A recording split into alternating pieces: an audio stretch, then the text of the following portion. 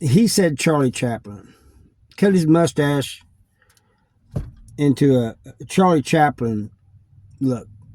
I said, come on, man, you're doing the... I don't ever slow up, no I don't take I got no love for the fakeness. If you wanna play tough and wanna hate this, I'll always show up and make a statement. Hey everybody, Harvey Talks Prison here. I want to talk about my first Celly in Farmington Correctional Center. Farmington was at the time a level 4.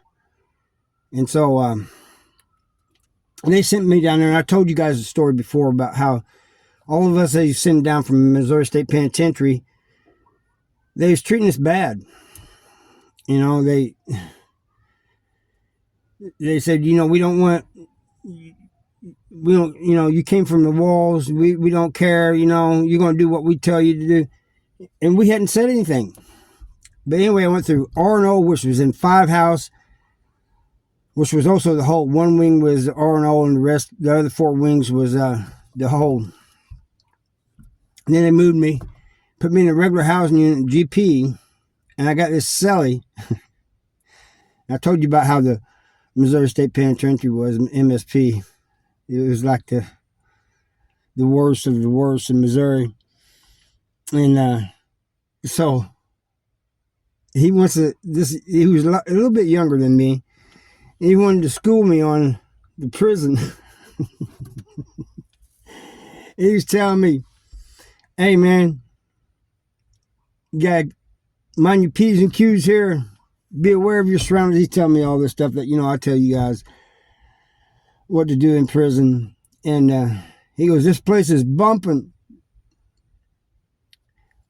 I'm not going to deny that there wasn't a little bit of violence there, but that was because of the people coming down from MSP. Other than that, it was, it didn't even match the walls, you know. It wasn't even close. So I was kind of laughing, and he goes, what's so funny? So I told him, I said, I just came from Missouri State Penitentiary. It's a little bit worse than this. And he goes, oh man, and then he wanted to hear stories, man. Then he goes out in the wing and starts telling everybody that I was from the walls, you know, MSP. Anyway, so I had other people coming up to me, you know, and stuff. But I noticed he never went outside. I said, hey man, why don't you go outside? Oh, there ain't nothing out there for me, you know. I said, you scared to go out there? Is that what it is? You scared to walk the yard? He finally told me he was a little bit. He said, you know, if you stay inside, you're less likely to get in trouble, you know. Which is true, you know, I guess. But I got him, I talked him in to going out, and introduced him to some people I knew from the walls, and these guys would tell me off to the side, man, you got a winner there, man. Well, you introducing us to him? You want us to babysit him? I said, no, man, you know, just trying to get the guy out and about a little bit, you know, in case I need some cell time. He said, hell, he can go out in the wing for that for a little bit. And, but anyway, so he gets to hanging around us, and he starts getting kind of cocky, you know? Not in it wasn't real bad. He was just like, you know, he started walking a little bit with his chest out and stuff, you know. And I told him one day in the cell, man, don't be walking around like that, man. You know, somebody's going to try you doing that, you know. You all got my back. I said, if it's one-on-one, we ain't jumping in. Anyway, he has long hair, and he decided one day to cut his, he said Charlie Chaplin, cut his mustache into a Charlie Chaplin look. I said, come on, man, you're doing the, you're just trying to start shit. If you guys don't know, Charlie Chaplin mustache is just like Hitler's. So he did it. And one day, I'm out in the yard.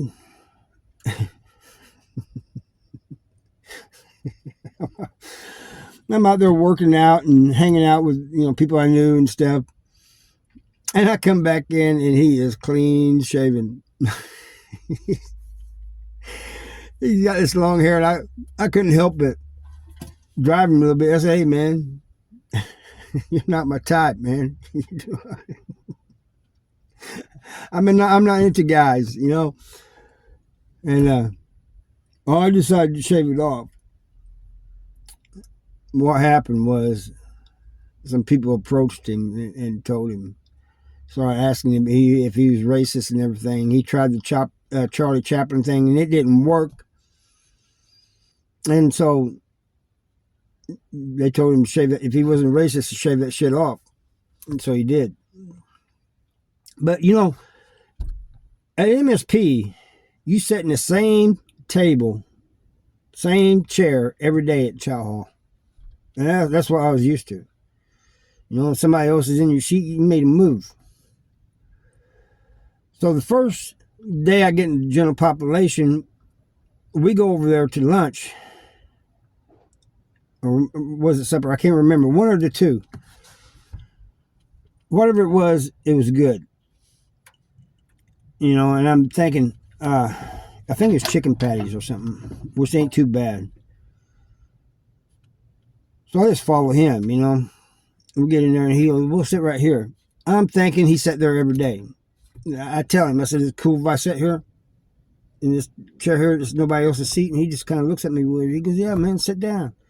Next day, I think it was around lunch or something, supper, I go over there. He didn't go over there for some reason.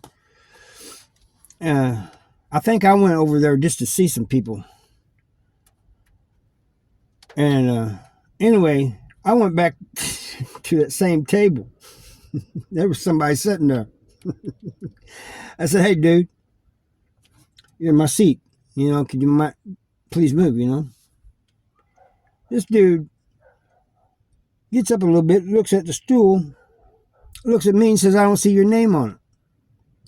I am about to blast this guy. When this guy at the next table said, hey, man, where you come from? I said, I came from the walls. He goes, yeah. I'm down here from Mobley. He goes, I know how it was there. I've been at the walls too. He goes, they don't do that here. He said, you just find a seat and sit there. And the other dude is already getting an attitude and he's standing up, right? He goes, what's this dude's problem? This other dude gets up. He goes, look, man, it's a misunderstanding. He comes from a place where you sit in the same place every day. And I'm just letting him know it's not like that here, And the dude says, yeah, man, you grab a seat, You find an empty seat, you grab it, which was just odd to me. Completely strange. And I ain't just going to sit down with anybody. You know what I mean? Those weirdos and those with messed up cases, I'm definitely not sitting with them. And that place had a lot of them. Because the other side, there was two sides to the prison. I told you guys this. A side and B side. A side was regular side. B side was for those with messed up cases that had to go through the program. But a lot of times they'd put them over there with us, It's almost like they had their own prison over there. Because it's like even though it's part of the same prison, it is separate. Anyway, one day this guy goes, back to my story, this guy goes out in the yard and next thing I know, CO's coming to me and say, hey, man, can you pack your Celly shit? I'm thinking, man, what does this guy do now? And so get his stuff packed and he goes, they take his stuff. And I go out in the yard. I'm trying to find out what's going on. And two of these guys that I'd introduced him to comes up to me and says, hey, man. So the dude comes up to your Celly, man, tells him, hey, man, that canteen you bought, you're going to go in there and get it and bring it out here to me.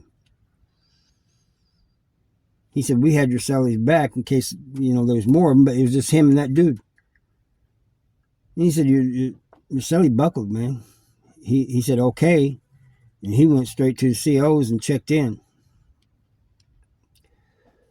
Farmington was a weird place, and it still is. I get reports about it all the time. People tell me, but I ain't gonna go into all of it, man. But you know, you got people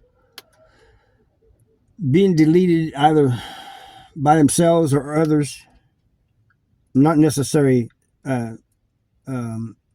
prisoners, and they still don't know what happened. The people still don't know what happened to them. But I'd gotten into it with a celly of mine, beat him up, and they tried to lock me up then, and they couldn't because they couldn't prove I did it. You know, and my celly didn't say anything. But they told me, I'm going to get you and every one of your cronies up out of here. And they did. I got framed for number 3. I don't know if the guy who also got locked up with it had any part of it or not. But they got me up out of there. Before that, they got my buddy Kevin up out of there. They sent him to Bowling Green. But he was wanting to get out of there anyway, so he didn't care. But they eventually got us up got us all out of there, sent us to different prisons, you know. And they told us when they had me in the hole, they got me on that number 3. Major came down there and told me, came to the cell door and says, "Seidel, come here." I walked up there and he said, "I told you I was going to get your ass. It was only a matter of time." And I just shook my head. That's what told me that, you know, he probably had a part in it. Anyway, I appreciate you guys watching, and I'll see you next time. Bye.